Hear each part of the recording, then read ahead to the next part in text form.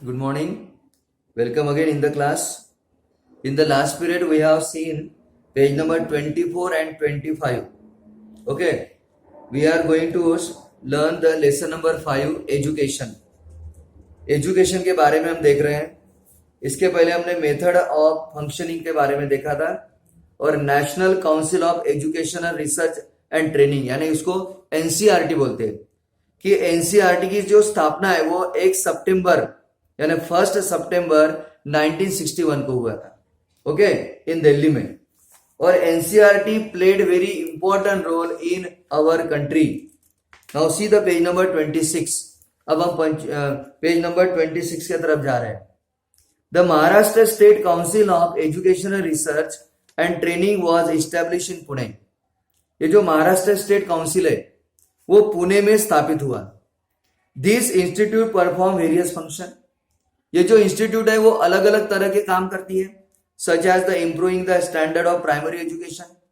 Primary education का standard improve करना, in service training of teacher, teacher को training देना, training in the areas of syllabi, अगर syllabus में चेंज हुआ तो उसके बारे में ट्रेन देना, evaluation vocational guidance for students after standard 10th, और 10th के बाद बच्चों ने क्या करना चाहिए इसका भी गाइडेंस ये संस्था देती है. Standard 10th and 12th exams and other educational function. This institute is known as the academic authority. उसको academic authority के नाम से जाना जाता है. It brings out a periodical called जीवन शिक्षण. उसको जीवन शिक्षण ये मासिक जो मैगजीन है वो निकालती है. Next point is national policy in education 1986. 1986 में नेशनल पॉलिसी कैसी थी एजुकेशन की, इसके बारे में देखा है. अकॉर्डिंग टू दिस पॉलिसी, इस पॉलिसी के हिसाब से certain changes of the fundamental natures were brought about in primary secondary and higher secondary education. Policy के हिसाब से सेकेंडरी हायर सेकेंडरी और प्राइमरी एजुकेशन में कुछ बदलाव किया in keeping with the changing need of the society.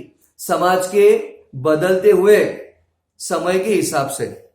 So under this policy a common core curriculum was frame for all state. इसलिए सभी स्टेट में अकॉर्डिंग टू द करिकुलम के हिसाब से वो चेंजेस किए गए.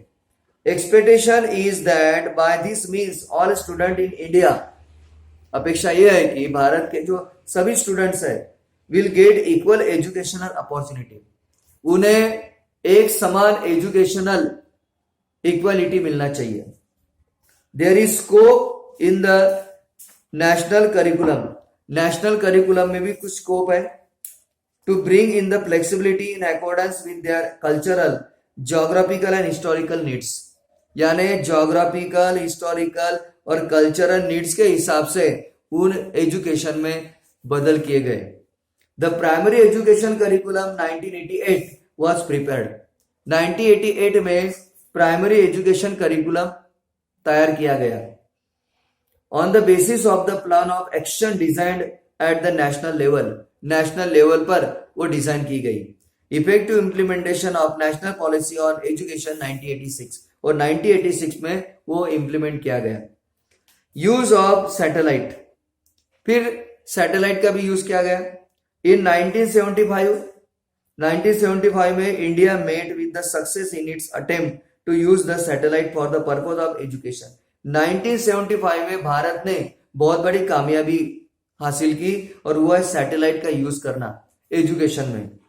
Eknath Chitnis, a scientist with the ISRO के जो एकनाथ चिटनिस साइंटिस्ट थे, played an important role in it. उन्होंने इसमें बहुत ही अहम भूमिका निभाई है. साइट यानी satellite instructional television experiment was undertaken for educational purpose. Educational purpose के लिए उसका यूज किया गया है under the leadership of the space application centre at Ahmedabad. Ahmedabad ने सबसे ज्यादा उसमें लीडरशिप की है. The concept of satellite education came out of this experiment. और ये जो कंसेप्ट है उसका एक्सपेरिमेंट के कारण वो सामने आया. America had helped India in this program.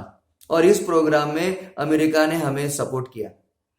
The program help to make provision for a good standard of education in rural area, खास करके रूरल एरिया में इसका सबसे ज्यादा स्टैंडर्ड बढ़ा सैटेलाइट के कारण। Then Indira Gandhi national open university, उसके बाद Indira Gandhi national open university की शुरुआत की गई। This open university was establish with the objective that stream of education should make its way into every average household of the country. Bharat के हर गांव में, हर घर में ये एजुकेशन जाना चाहिए, इसके मकसद से Indira Gandhi national open university का शुरुआत की गई। 1970 में United Nation had declared as the international education year, international education year स्थापित किया और उसको डिक्लेयर किया। In the same year seminar was organize in New Delhi, उसी समय न्यू दिल्ली में एक सेमिनार का आयोजन किया on the subject of open university by government of India. Government of India के द्वारा ओपन यूनिवर्सिटी के बारे में एक सेमिनार किया गया।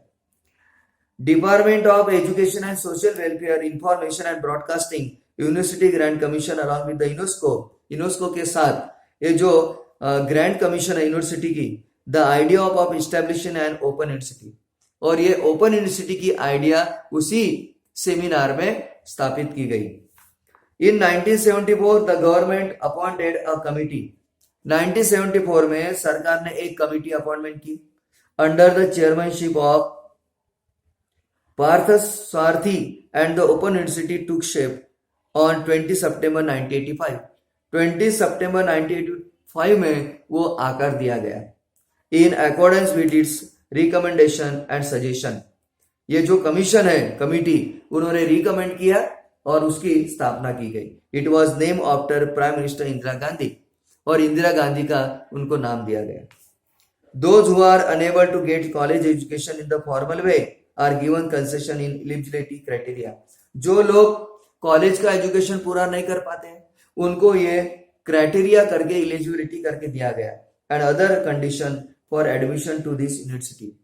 1990 में this university started an audio visual distance education, audio video education भी शुरुआत की है। प्रोग्राम थ्रू द आकाशवाणी के द्वारा एंड दूरदर्शन के द्वारा। It conducted more than 1000 करिकुला of various branches, अलग अलग ब्रांचेस में इसका प्रोग्राम होता है। It provides facility for education through 58 training centre in the country. देश में कुल मिला के 58 ट्रेनिंग सेंटर है and 41 centre in foreign countries, और 41 जो है सेंटर वो फॉरेन कंट्रीज में है। Okay, so here we have completed page number 26 and 27. The remaining part of the lesson we shall start tomorrow. Okay, see you.